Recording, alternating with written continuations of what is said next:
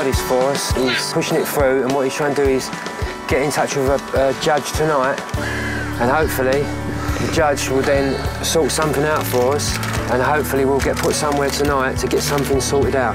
You know, we've only got to hold out for, what's the time? 2 hours probably, and then hopefully if the judge makes that decision that we're all being treated wrongly, or, you know, we've got to just hang out together, yeah? We've all got to hold on together, all of us, all right?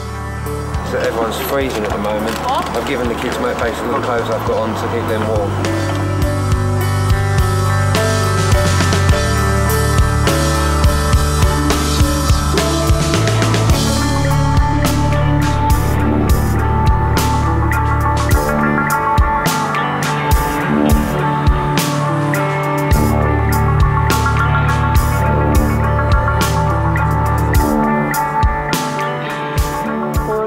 Toilets, and this girl come in and she goes, "You're just a dirty homeless tramp."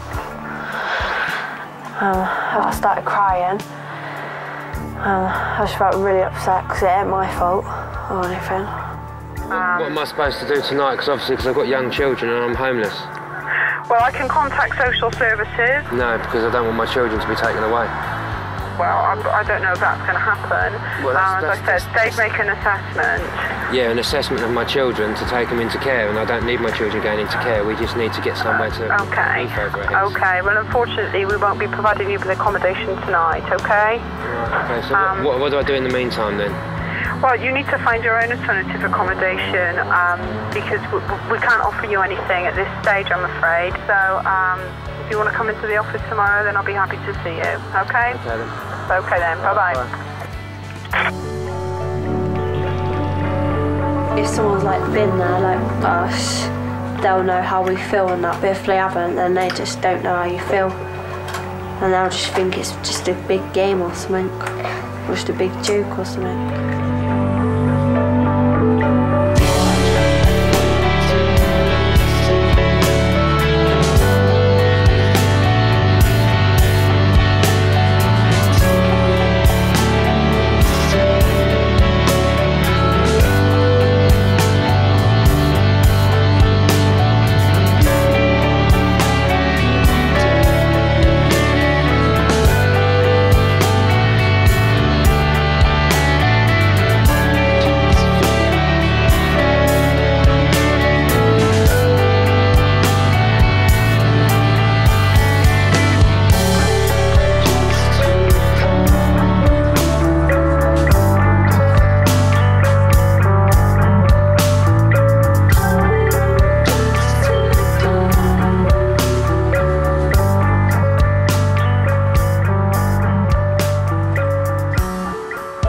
I've been living in this property now coming up to 12 years.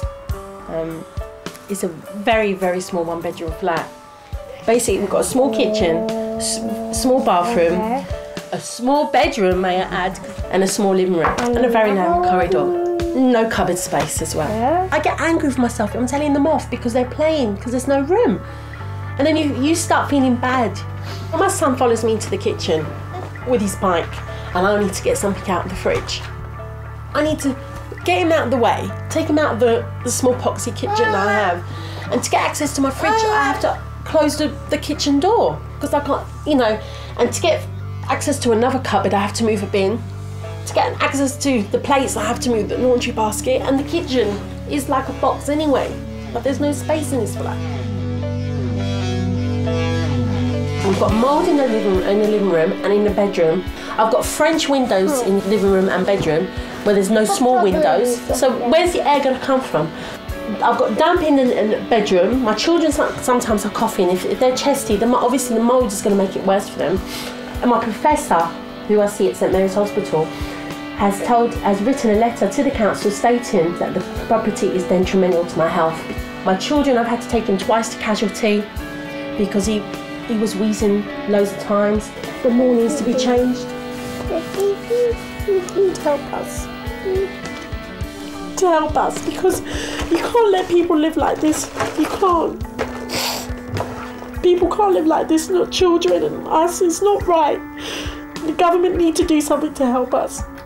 The government needs to change the law. to help people, because bad housing does definitely makes us bad. I'm trying my best to bring my children up the best possible way, and to make them good citizens. They're our future, and if they're not living right now, how can they have a better future? They can't. I love my children. I just want a better life for them.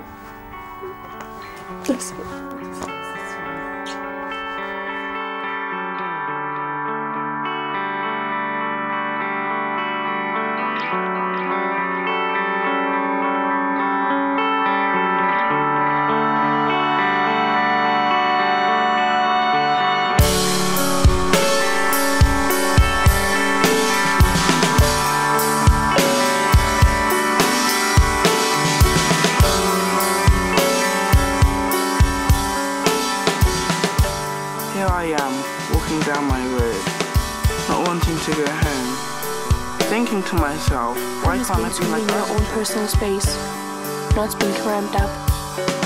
Home is meant to mean looking forward to coming home, not thinking of an excuse not to go. What is it like to be homeless? I know I've been there, walking away from the dark, blackened house, with only the clothes on my back. Days went with mom and dad waiting for the cramped houses. I feel like there's no way out. Someone offered me drugs. Why am I so different? Why do I have no friends? Why is my house closed down? Why do I never stay in one place?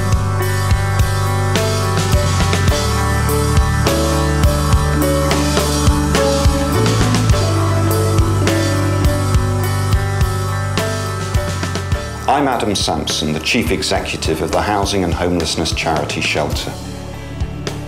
Right now, 1 in 7 children in this country is suffering in bad housing.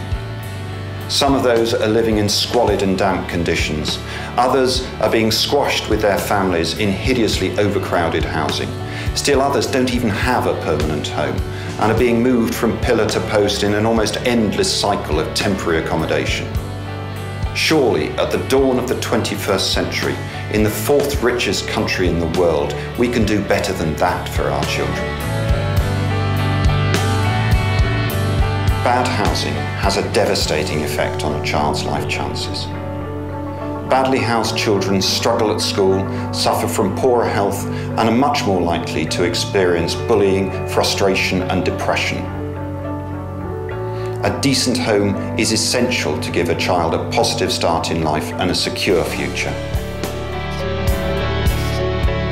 The government has pledged to end child poverty by the year 2020. And if they're serious about meeting that promise, they have to make sure that every child in this country has access to a house which is decent, which is affordable, and which is permanent. Shelter is calling upon the government to commit to building an additional 20,000 socially rented homes a year over and above their current plans.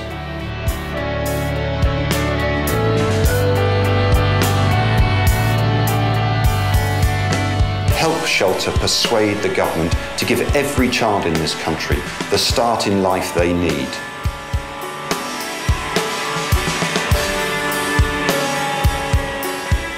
Britain needs more homes now.